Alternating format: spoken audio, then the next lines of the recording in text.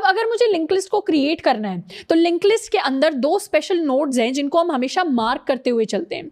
कौन सी नोड्स होती है? अगर मैं अपनी इस लिंक लिस्ट को इमेजिन करूं तो लिंक लिस्ट के अंदर मैं दो नोड्स को टारगेट करती हूं या दो नोड्स की वैल्यू को हमेशा स्टोर करवा कर रखती हूं।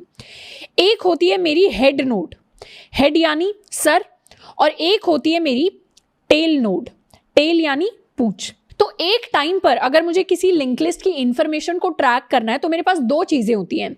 एक मेरे पास मेरी हेड नोड होती है, एक मेरे पास मेरी टेल नोड होती है। हेड नोड यानी वो नोड जो लिंक लिस्ट के अंदर सबसे पहले आती है, और टेल नोड यानी वो नोड जो लिंक लिस्ट के अंदर सबसे लास्ट में आती है। यहाँ पर हम नल को टेल नोड नहीं मानते, यहाँ पर हम लास्ट वैलिड नोड जिसके अंदर कोई डेटा स्टोर हो उसको टेल नोड कहते हैं। अब अगर मेरे पास सिर्फ हेड का डेटा है, मान लेते हैं कि मेरे पास एक लिंक लिस्ट के अंदर सिर्फ हेड का और सिर्फ टेल का डेटा है और मेरे पास इस नोड का डेटा नहीं है, तो क्या मैं कह सकती हूँ फिर भी मैं इस नोड तक पहुंच सकती हूँ? कैसे पहुंच सकती हूँ?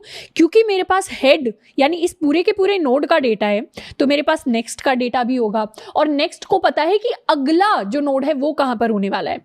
तो नेक्स्ट से मैं वैल्यू लेकर पहुंच जाऊंगी इस वाले नोड तक, और इस नोड को पता है कि इसका अगला नोड कहां पर है, तो यहां से वैल्यू लेकर मैं पहुंच जाऊंगी यहां पर। तो जब भी हम लिंक लिस्ट पर ट्रेवर्स करते हैं हमारे पास एक टाइम पर एक ही नोड का डेटा होता है। हम क्या करते हैं, उस नोड के डेटा से उस नेक्स्ट इंफॉर्मेशन को निकालते हैं एंड फिर हम अगले वाले नोड तक बढ़कर जा रहे होते हैं in the form of a loop.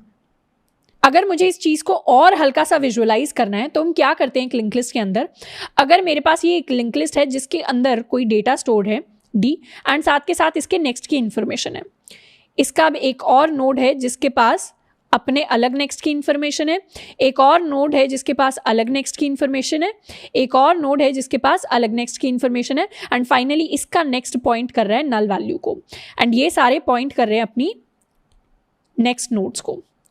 क्या मैं कह सकती हूँ अगर मेरे पास सिर्फ हेड है, टेल भी बाय डिफॉल्ट हम रख ही लेते हैं, टेल एक दो फंक्शंस के अंदर काम आता है, बाकी मोस्टली जो ऑपरेशंस हम परफॉर्म करते हैं वो इस हेड की फॉर्म में यानी अपने फर्स्ट नोड की फॉर्म में परफॉर्म करते हैं।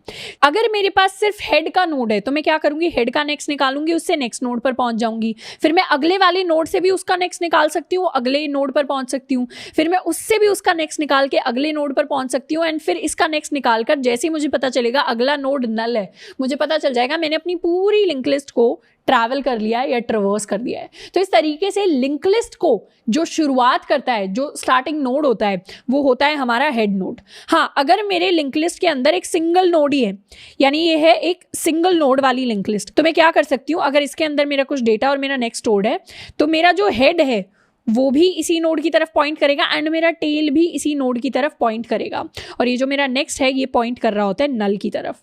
तो सिर्फ ये वाला केस होता है जिसमें मेरा हेड और मेरा टेल दोनों इक्वल होते हैं, बाकी सारे केसेस में हेड एंड टेल मेरे opposite ends of the link list पर स्टोर्ड होते हैं। एक बार अपने हेड एंड टेल को भी हम क्रिएट करने वाले हैं। क्रिएट मैं कहाँ करूंगी इनको, मेरी लिंक लिस्ट क्लास के अंदर मैंने नोड क्लास तो बना दी। अब लिंक लिस्ट के अंदर एक ही हेड होता है और एक ही टेल होता है, तो उनको मैं क्या कर सकती हूँ, उनको क्लास के अंदर ही एज अ प्रॉपर्टी में डिफाइन कर सकती हूँ। मैं क्या करूँगी, उनको स्टैटिक बना दूंगी, पब्लिक स्टैटिक नोड हेड। तो मेरा जो हेड होगा वो भी मेरे नोड टाइप का है, एंड उसके साथ साथ एक और property public static node tail. तो इस तरीके से जब मुझे अपनी मेन क्लास के अंदर एक लिंक लिस्ट को क्रिएट करना होगा तो मैं कैसे क्रिएट करूंगी, मैं लिखूंगी link list LL is equal to new link list. तो इससे क्या किया मैंने, सेम लिंक लिस्ट क्लास की मैंने एक ऑब्जेक्ट बनाई है LL नाम से यानी लिंक लिस्ट नाम से, और इसी ऑब्जेक्ट के अंदर अब मैं सारे के सारे नोड्स को क्रिएट करने वाली हूं। अब मैं क्रिएट कैसे कर सकती हूं, मैं लिख सकती हूं link list dot head is equal to new node of 1। तो मेरे लिंक लिस्ट के अंदर जो मेरा हेड है वहां पर एक नई नोड क्रिएट हो गई जिसके अंदर डेटा स्टोर हो गया है 1, और अब मैं स्पेशली जाकर लिंक लिस्ट डॉट हेड का जो नेक्स्ट है वहां पर एक और डेटा स्टोर करा सकती हूँ, न्यू नोड ऑफ 2 के इक्वल। तो मेरा जो लिंक लिस्ट जो हेड है वहां पर एक डेटा स्टोर हो गया है और वो पॉइंट कर रहा है एक नई नोड जहां पर मेरे पास डेटा स्टोर हुआ है एज 2। अब यहाँ पर बहुत सारी चीजें मैंने अभी तक नहीं की है, जैसे मुझे टेल को भी साथ के साथ इनिशियलाइज करना पड़ेगा, मुझे जो नई वैल्यूज मैं कर रही हूँ उसमें मुझे टेल को भी चेंज करना पड़ेगा।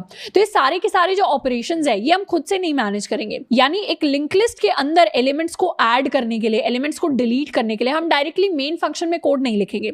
हम क्या करेंगे, मेथड्स बना देंगे। और ये मेथड्स हम कहाँ बनाएंगे? ये मेथड्स हम बनाएंगे अपनी लिंक लिस्ट क्लास के अंदर। यानी लिंक लिस्ट क्लास के अंदर मैं एक मेथड बनाऊंगी जो एलिमेंट्स को ऐड करेगा मेरी लिंक लिस्ट के अंदर। उसके अलावा मैं मेथड्स बनाऊंगी जो मेरे एलिमेंट्स को रिमूव करेगा लिंक लिस्ट के अंदर। मेरी लिंक लिस्ट को प्रिंट करने के लिए भी मैं एक मेथड बनाऊंगी। लिंक लिस्ट में सर्च करने के लिए भी मैं मेथड्स बनाऊंगी। तो सारे के सारे जो हम ऑपरेशंस करने वाले हैं लिंक लिस्ट के ऊपर, वो मेन फंक्शन में खुद से नहीं करेंगे, उसके लिए हम प्रॉपर मेथड्स को बनाकर चलने वाले हैं।